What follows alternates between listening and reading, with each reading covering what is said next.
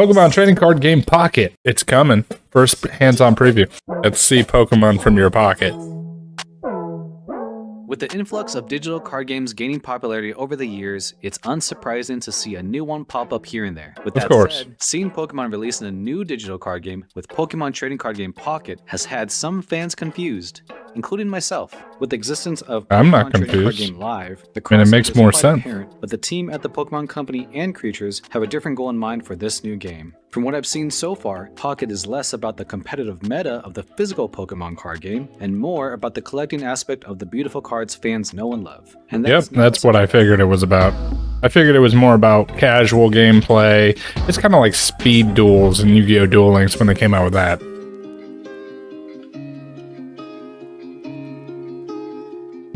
The art style is fantastic for the cards, though. Pocket installed and played with it for about 2 hours. Much of the early parts are similar to many mobile games. This includes completing tutorials to better understand the menus, in-game currency, and the gameplay loop for both opening packs and battles. It can be daunting learning all these new menus and currencies, but it's not too out of the norm regarding mobile or gacha games.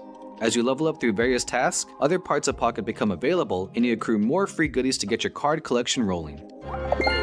First and foremost, complete challenges, I saw that. Trading card game Pocket is indeed the card collecting aspect. Keita Hirobe, who is the executive corporate officer at the Pokemon Company, mentioned to me in a video call that one of the goals of this new digital card game is to have players focus on the fun of opening packs and collecting cards, and eventually, and that's exactly what it is. All of the commitment. That's what I figured it was about. Physical card game is the cost of getting cards and the experience of playing matches often, which are large barriers of entry. So being able to just land on Pocket's homepage and see a big button to open up a free pack is an easy way to get into the Pokemon TCG world. From picking a booster, also a good way to get you. Top to slice it open. Good way to get you. All the feelings of opening a pack and seeing what you get are all there.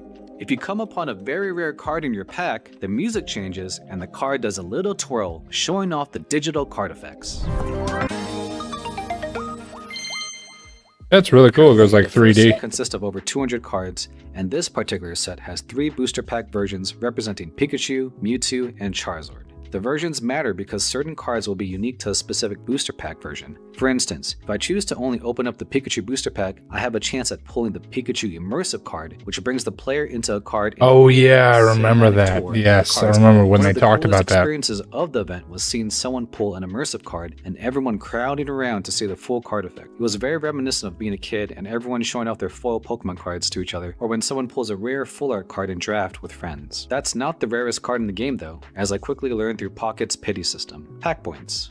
For those that don't know, a pity system allows players to guarantee a particular character or item if they fail to pull it through normal means. If you get enough pack points through opening packs in Pokemon TCG Pocket, you can use those points to create any card you want for your collection or maybe your deck. I found out that the highest rarities so far are Crown Rarity cards, which are gold full art cards. These Crown cards cost a whopping 2,500 pack points, so players have to commit to saving if they want to guarantee one of those cards. Another interesting option for getting cards is the Wonder Pick. Players can get one card at random from a booster pack that was opened by another player. These players' packs also rotate, so it's yet another incentive to check into Pocket daily. After pulling any sweet looking cards, Pocket has options to show them off in a binder or display board as part of your profile. The personalization options are very similar to Pokemon TCG Live, like swapping out your coins, sleeves, and playmats, but there is a new option to add custom animation to the cards, similar to what Marvel Snap does.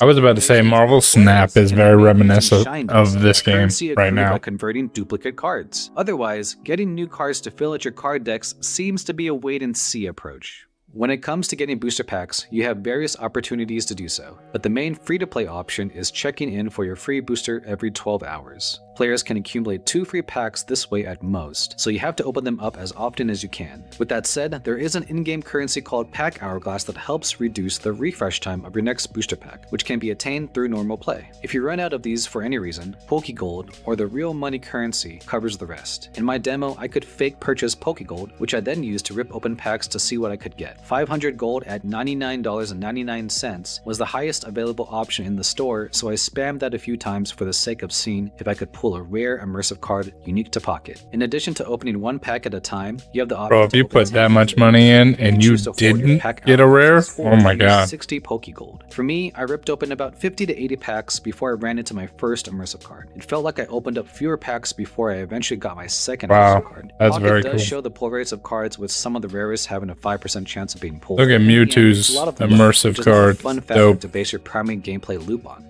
On the other hand, one feature that I finally got a chance to see more in depth is the battle system for Pokemon TCG Pocket. Unlike the physical Pokemon TCG, Pocket has simplified the TCG rules to keep gameplay swift. It focuses on teaching you the basics of the Pokemon TCG without the complexity of some meta cards or routes of play. For instance, instead of 6 prize cards, the player who gets 3 points or defeats 3 points worth of Pokemon first wins. Another Right, it's part like is that a deck is only Yu-Gi-Oh! 20 Duel points Links versus the when they normal first came out. deck, so decking out is not a losing condition. There are also no energy cards to bloat the deck. Instead, energy is automatically generated, giving players the chance to always Really? add 1 energy to any of their Pokemon once a That's turn. Among those strange. changes, the cards themselves have also been altered for this format. It's not easy to one-shot Pokemon, and even Poke abilities and trainer cards have reduced effects. For instance, a trainer can draw you 2 cards, but in the core physical game, you usually discard your hand and draw 7. All these changes can effectively shorten a normal game, but there's still room for matches to go a little longer, with each player given 20 minutes to make moves in PvP. I honestly don't see matches ever going to time, but I thought it was interesting that there was room for such lengthy games.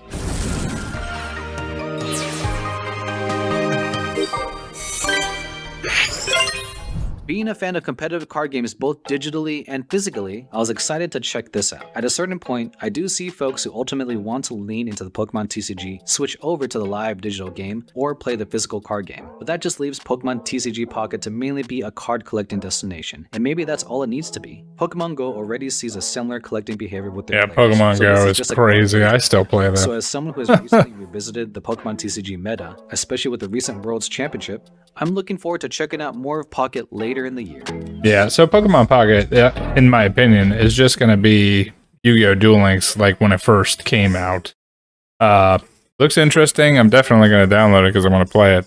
I feel like it's a good opportunity for Pokemon to make more of a name for themselves if they already don't have one in your household, which would be crazy.